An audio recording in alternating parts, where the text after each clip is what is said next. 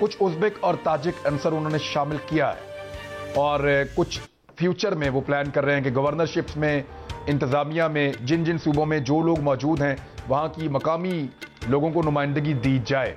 जो सोर्सेज अफगानिस्तान से रिपोर्ट कर रहे हैं वो ये कह रहे हैं कि तालिबान सबको शामिल करना चाहते हैं, लेकिन उनकी प्रायोरिटी वो लोग हैं जो 20 साल तक लड़े, जिन्होंने 20 साल तक मुकाबला किया है। यानी कैबिनेट में ऐसे लोग मौजूद हैं जो अमेरिका की खौफनाक तरीन कैदें काट कर आए हैं, ऐसे लोग मौजूद हैं जो पाकिस्तान में कैद रहे हैं, ऐसे लोग मौजूद हैं जिनके ऊपर बहुत टॉर्चर किया जाता रहा, ऐसे लोग मौजूद हैं जिनके बहुत करीबी लोग इस लड़ाई के अंदर शहीद हो गए, बड़े जंगजू टाइप के लोग भी हैं और बहुत ज़्यादा ऐसे लोग भी हैं जो मजहबी रुझानात के हैं। बहरहाल वहाँ पे एक हुकूमत बन गई है और इस हुकूमत को पाकिस्तान कैसे देखता है, दुनिया कैसे देखती है, दुनिया का रिएक्शन ग्रेजुअली आ रहा है, लेकिन ऐसा लगता है कि बहुत सारे मुल्कों ने पहले से तय कर रखा है कि जैसी भी हुकूमत बने अब इनके साथ काम करना है। जैसा कि रशिया है, चाइना है, ईरान ने कुछ थोड़े तहफ़्फ़ुज़ात बताए हैं, लेकिन Iran, Central Asia, Pakistan, Russia, China, तुर्की, दोहा, कतर, ये ऐसे मुल्क हैं कि जिनको ऐसा दिखाई देता है कि शायद ये इस धारे के अंदर चल पड़ेंगे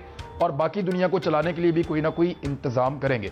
अब चाइना और रूस करे तो उनको तो फ़र्क नहीं पड़ता, ताकतवर मुल्क हैं, उनके पास बड़ा स्टेटस है, बड़ी इकॉनमीज़ हैं, माजी में सुपर पावर होने का एक मुल्क क्लेम करता रहा है, एक फ्यूचर का सुपर पावर होने का क्लेम करता है, तो ये बड़े मुल्क हैं, उनको फ़र्क नहीं पड़ता। लेकिन पाकिस्तान जैसे मुल्कों को बहुत सारे मुल्कों की नाराज़गी और बहुत सारे मुल्कों का जो है वो फ़ायदा भी देखना होता है साथ साथ। अभी मरियम नवाज साहिबा का कल एक स्टेटमेंट आया था, उस स्टेटमेंट में उन्होंने ये फरमाया था कि पाकिस्तान को दो चीज़ों से बाज रहना चाहिए। एक तो उन्होंने कहा कि अफ़गानिस्तान की जो अवाम है उनकी उमंगों के ख़िलाफ़ नहीं जाना चाहिए पाकिस्तान को, यानी उनको लगता है कि पाकिस्तान जा रहा है। दूसरा उन्होंने ये कहा था कि पाकिस्तान को वहाँ पे अपनी मर्ज़ी और अपना जो नज़रिया है उसको मुसल्लत नहीं करना चाहिए अफ़गानिस्तान में।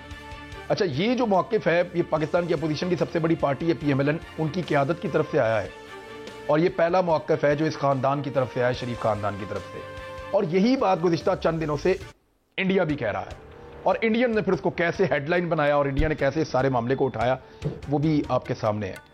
आपको क्या लगता है कि इस मामले में, मैं मेहमानों से पूछूंगा इस बारे में कि ये चीज़ें पाकिस्तान को कितना फ़ायदा देंगी और क्या पाकिस्तान वाकई कुछ ऐसा कर रहा है वहाँ पे जो पाकिस्तान को नहीं करना चाहिए। हमारे साथ जो मेहमान मौजूद हैं, शहजाद चौधरी साहब हैं, इमरान याकूब खान साहब हैं, जनरल रिटायर अमजद शुएब साहब हैं और एजाजुल हक साहब हैं। ये चारों मेहमान किसी तारुफ के मुताज नहीं हैं, बड़ा शानदार तर्जिया इनका होता है। शहजाद चौधरी साहब से शुरू करते हैं। सबसे पहले शहजाद चौधरी साहब, देखें, दुनिया में कोई भी इंटेलिजेंस एजेंसी या किसी भी मुल्क की इंटेलिजेंस दूसरे मुल्क से बेखबर नहीं रह सकती और जितना ज़्यादा कोई इंटेलिजेंस एजेंसी इन्फ्लुएंस कायम करती है दूसरे मुल्कों में या जगहों पे, उतनी वो कामयाब गिनी जाती है, उसकी कामयाबी की रेशो उतनी ज़्यादा होती है।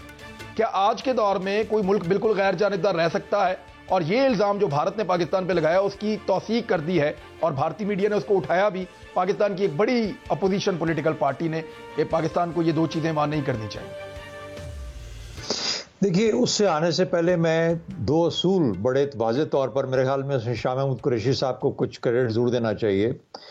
पहला जो उनकी स्टेटमेंट है, और बारहा ये स्टेटमेंट उन्होंने दी है अपने पिछले चंद दिनों के अंदर, उन्होंने कहा है कि पाकिस्तान अफ़गानिस्तान का पड़ोसी है और उससे 2600 किलोमीटर की एक सरहद जो है वो शेयर करता है। तो आप लोगों के पास तो ये फ्लेक्सिबिलिटी है कि सामान उठाया और चले जाते हैं, हम यहाँ से कहीं जा नहीं सकते।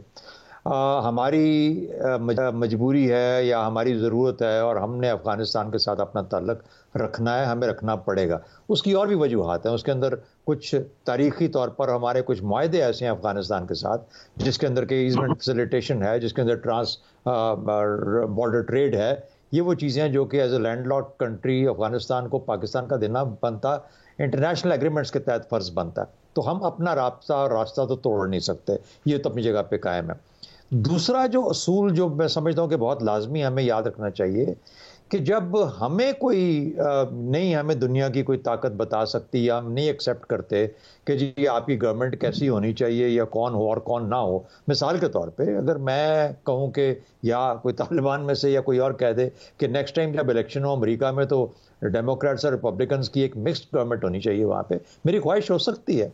लेकिन ये ज़रूरी नहीं कि अपने कानून और अपने आइन के तहत बनाएंगे, अपनी मर्जी के तहत बनाएंगे, जो उनका तरीका है, जो रिवाज है उसके तहत बनाएंगे। तो जो तरीका और रिवाज इस वक्त अफ़गानिस्तान में आपको नज़र आ रहा है जो है जब तक कि वहाँ पे कोई एक ऐसा आइन तश्कील नहीं पाता जिसमें गवर्नमेंट की ट्रांजिशन का तरीका दिया गया हो, जिसमें इलेक्शन का कोई तरीका दिया गया हो, जिसमें राय लेने का और देने का कोई तरीका दिया गया हो, उस वक्त तक तो तालिबान ही जो कहेंगे वही वहाँ पे इस वक्त सिक्का राजल वक्त है। और इसलिए मेरे ख्याल में किसी मुल्क को हक नहीं पहुँचता कि वो किसी और के, चाहे वो आवाम के, चाहे डेमोक्रेसी, चाहे जमहूरियत के ज़िम्मे के ज़ोर पे वो ये कहे कि तालिबान को यूं करना चाहिए और यूं करना चाहिए। 20 साल अमेरिका रहा वहाँ पे, 20 साल में हामिद कारज़ई और अशरफ गनी रहे, तो उन्होंने कितना दुनिया की बातें सुनी, उन्होंने कितना पाकिस्तान का या किसी और का, ईरान का या किसी और का सुना। कहने का मतलब यह है कि हम चाहते हैं कि वहाँ पे इंक्लूसिव गवर्नमेंट हो, हम ख्वाहिश रखते हैं कि वहाँ पे एक वसीउल बुनियाद हुकूमत बने जो सबको काबिल कबूल हो। हम चाहते हैं कि वहाँ पर अवाम की राय का कोई ज़रिया कोई, लेकिन वो एक ही ज़रिया नहीं है जो कि इस वक्त पार्लियामेंट्री फॉर्म ऑफ गवर्नमेंट या प्रेसिडेंशियल डेमोक्रेसीज के अंदर वोट के थ्रू है। और भी दुनिया में तरीके हैं, इस्लामी तरीका है, हमारे पास तारीख का। मुझे बताइए ना, कुछ 42 साल हो गए इस तरीके से इस एक हुकूमत पे बना, कोई कह सकता है ईरान को किसी ने उनको क्यों नहीं कहते कि आप यूं करें और यूं ना करें? तो मेरा ख्याल है कि ये 2-3 असूल जो हैं वो मुझे ये कहते हैं, हाँ मैं चाहूंगा कि अफगानिस्तान मुख्तलिफ शक्ल में नजर आए, उसके अपने हक में बेहतर है, खत्ते के हक में बेहतर है, लेकिन मैं ये कभी नहीं दे सकता किसी को हक कि कोई बाहर बैठ के डिक्टेट करे कि अफगानिस्तान यूं करे और यूं करे। नहीं, पाकिस्तान क्या डिक्टेट कर रहा है, ये दो चीजें मैं आपके सामने रखता हूं। एक तो मरियम नवाज ने कहा कि अफगानिस्तान की अवाम की को तस्लीम करना चाहिए पाकिस्तान को। तासुर मिल रहा है कि शायद पाकिस्तान नहीं कर रहा। और दूसरा है कि बकौल उनके पाकिस्तान को अपने नजरिए और फैसले को उन पर मुसल्लत नहीं करना चाहिए। Quickly sir. हाँ, देखिए, पहली बात तो यह है कि अगर तालिबान हुकूमत में आते ही ना, कंट्रोल कर ही ना पाते, अगर अवाम की तायद हासिल ना होती, अगर सारा मुल्क एक तरफ खड़ा हो जाए और ये 70,000 तालिबान क्या कर सकते हैं? इसका मतलब है कि वो जो लोग थे जिन्होंने मदद की उसकी वजह से ही तालिबान यहाँ पे पहुंचे। जिन्होंने नहीं करना था वो मुल्क से चले गए, भाग गए हैं। कुछ और भागना चाहते हैं, जाना चाहते हैं, दे शुड लीव, क्योंकि वो मुल्क में नहीं रहना चाहते। तो परफेक्टली भाई। दूसरा, जहां तक दूसरी बात है कि अपनी मर्जी नहीं, हम मेरा ख्याल बिल्कुल हक, बिल्कुल I agree with that, Pakistan का कोई हक नहीं पहुंचता किसी भी तरीके से कि वहां पे जाके किसी को डिक्टेट करे। अगर कोई पाकिस्तान से मदद मांगेगा, क्या पाकिस्तान ऐसा कर रहा है? जिम्मेदारी है। नहीं, मेरा तो ख्याल है हरगिज ऐसा नहीं कर रहा, नहीं कर सकता। पिछले इनका रिकॉर्ड है 1996 से 2001 तक, इन्होंने कौन सी पाकिस्तान की मानी? तो फिर सर कौन सी मानी है? तो फिर वो कहने की क्या जरूरत है जो इंडिया सुनना चाह रहा है? उन्होंने तो इसका बात का बतंगड़ बनाया। मैं एक मिनट सर रुकिएगा, मैं जनरल अमजद शोएब साहब, स्टेटमेंट को आप कैसे देखते हैं? मेरा ख्याल है ये रेपिटेशन है उस चीज की जो अमूमन भारत वगैरह कहता है। बड़ी सीधी सी बात है कि ना हमने ये किया है, ना हम इस पोजीशन में हैं कि उनको मजबूर करें। बारहा सैकड़ों दफा एक ही स्टांस हम बता चुके हैं, अफगान लेड अफगान ओन। अफगानियों ने खुद फैसला करना है, खुद वो बैठे, कोई तजवीज बाहर से नहीं दी जाए। तो इसके बाद ये कहना जो है ये बिल्कुल बेकार, सवाए इसके कि आप किसी और की आवाज में या किसी और की बात कर रहे हैं, उसकी आवाज में बात कर रहे हैं, उसके अल्फाज में। इसके अलावा इसका कोई तुक नहीं बनता। दूसरी बात जो मैं कहना चाह रहा हूं, जो अभी शहजाद चौधरी साहब ने बात की, वो असूली बात बिल्कुल ठीक है कि आप का कोई राइट नहीं कि उनको ये बताएं कि आप हुकूमत इंक्लूसिव बनाएं या इस तरह बनाएं या उस तरह करें। लेकिन यहाँ कुछ मुश्किलात हैं, यहाँ कुछ प्रॉब्लम मुख्तलिफ है। अफगानिस्तान की जो इकॉनमी है वो अपनी नहीं है, उनके हालात बड़े खस्ता हाल है, बुरे, उनके पास पैसे नहीं है किसी को देने के भी। इंटरनेशनल कम्युनिटी जो है वो कंडीशंस लगाती है कि मदद होगी, और आपको पता है कि उनके फॉरेन एक्सचेंज के रिजर्व भी अमेरिका ने रोक दिए हैं, IMF ने भी जो पैसा को थोड़ा बहुत था, कुछ मिलियन, वो भी रोक दिया है, वर्ल्ड बैंक ने उनको ब्लैक लिस्ट पे डाल दिया। ये सारी चीजें जो हैं आज एक हकीकत है, और जो मगरबी दुनिया की न्यूसेंस वैल्यू है उसकी वजह से आपको बात चीजें सुननी पड़ती हैं। जो इंक्लूसिव गवर्नमेंट का किस्सा ये ना सिर्फ मगरबी दुनिया कह रही है बल्कि पाकिस्तान भी कह रहा है, और हम हो सकता है कि ये जो रीजनल कंट्रीज हैं ये इंक्लूसिव गवर्नमेंट के बगैर भी उनके साथ कुछ तावन करते रहें, रिकग्निशन ऑफिशियल ना दें तब भी हम उनको कुछ तावन करते रहें। लेकिन मगरबी दुनिया तो ये नहीं करेगी। तो उनके एसेट्स भी फंसे हुए हैं, उनके ये हुकूमत चलेगी कैसे आगे?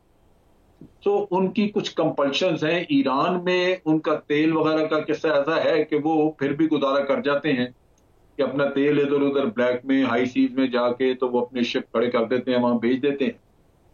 लेकिन यहाँ पे अफगानिस्तान में तो सिचुएशन बहुत बुरी है। इनका तो बजट सारा मगरबी दुनिया उठाती थी, ये जर्मनी में तय हुआ था, अपना इतना देगा, अपना उतना देगा, और बॉन्ड कॉन्फ्रेंसेस में ये चीजें इनको करके तो ये चलाते रहे। अब हालात वहां पे है कि एक डिवास्टेटेड कंट्री है, तबाह हाल है, इंफ्रास्ट्रक्चर खस्ता हाल है, वो बहुत सारा तबाही हो चुका है और बिल्डिंगें वगैरह। तो ये सारा दोबारा से अगर रिवाइव करना है तो उनको उनके अपने रिजर्व भी चाहिए होंगे, उनको IMF वगैरह की भी शायद हेल्प चाहिए हो, वर्ल्ड बैंक की या और डोनर कंट्रीज को आगे आना होगा। इन हालात में उनको एक तो ये इंक्लूसिव गवर्नमेंट बनानी होगी। दूसरा जो बहुत बड़ा इशू है इनका वो ये है कि अगर पूरे मुल्क पे कोई रेट अपनी कायम करना चाहता है तो वो इस सोसाइटी में अफोर्ड नहीं कर सकता कि मुख्तलिफ जगहों पे छोटे मोटे पावर सेंटर बन जाएं और वो हुकूमत के खिलाफ कोई ना कोई स्ट्रगल जारी रखें।